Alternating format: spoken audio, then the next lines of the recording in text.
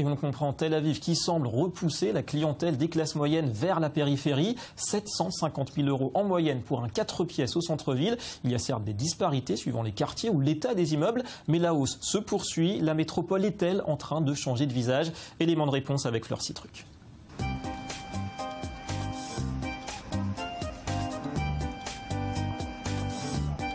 Il est 16h, c'est la sortie des classes dans ce quartier branché du centre de Tel Aviv.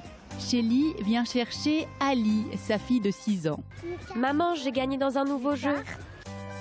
Shelly est propriétaire de son logement, ce qui fait d'elle un oiseau rare parmi les parents d'élèves.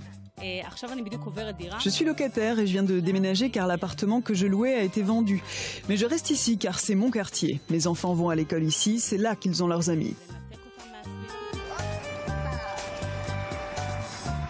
Des rues verdoyantes, des terrasses animées, il fait bon vivre dans le centre de Tel Aviv.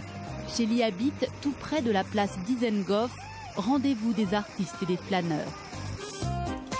Avant de rentrer à la maison, elle s'offre un thé glacé. C'est le café du quartier, chaque quartier du centre de Tel Aviv a le sien. Sur leur frigo, ils ont même la photo de tous les enfants du quartier. Si vous venez le vendredi ici, tout le coin de verdure qui est derrière moi est noir de monde. Il est impossible d'avoir une place. Shelly habite au 3e, sans ascenseur, dans un immeuble datant des années 50. Elle a payé 370 000 € son appartement de 100 mètres carrés.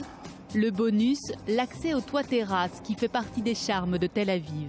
On a eu beaucoup de chance car on a acheté en 2010, une seconde avant que les prix montent. Tout le monde disait les prix sont trop élevés, il faut attendre que ça baisse.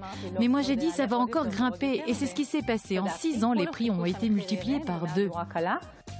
Aujourd'hui, cette avocate, mariée à un journaliste, ne pourrait pas s'offrir cet appartement. La flambée des prix pousse les jeunes couples à s'éloigner du centre-ville. Lee est maquilleuse. Avec son mari musicien, elle vient tout juste d'acheter un 4 pièces au nord de Tel Aviv, à Ramat Aviv, le quartier de l'université, au prix de 700 000 €.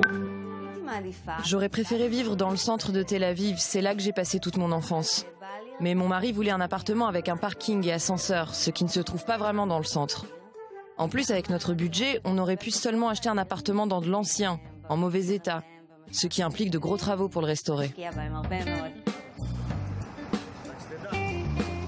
Même les quartiers populaires du sud de Tel Aviv, Jaffa, Florentine, ont vu leur prix s'envoler ces 10 dernières années. Le 2 pièces le moins cher que nous ayons en ce moment dans Florentine est à 400 000 €. Nous avons des appartements encore moins chers, mais dans des quartiers plus excentrés, comme Shapira. Raphaël vit depuis 5 ans à Tel Aviv.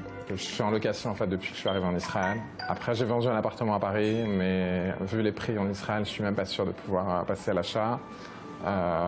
Donc voilà un peu la situation. Je vais peut-être regarder d'autres Givatayim, Ramat Gan. Je suis pas sûr de me concentrer sur Tel Aviv. Autrefois quartier industriel et bohème, Florentine attire de plus en plus de familles et d'investisseurs. Noah cherche à acheter un 2 pièces avec son mari. On a un budget de 475 000 € maximum. C'est pour ça qu'on a pensé au sud de Tel Aviv. On a reçu un héritage et nos parents nous aident. Je pense qu'aucun couple en Israël ne peut s'en sortir tout seul. Il faut l'aide de la famille. C'est vraiment dur. Malgré l'envolée des prix, la ville blanche continue d'attirer de nouveaux habitants, principalement des jeunes. 1 habitant sur 3 est un jeune adulte. Voilà, on va refaire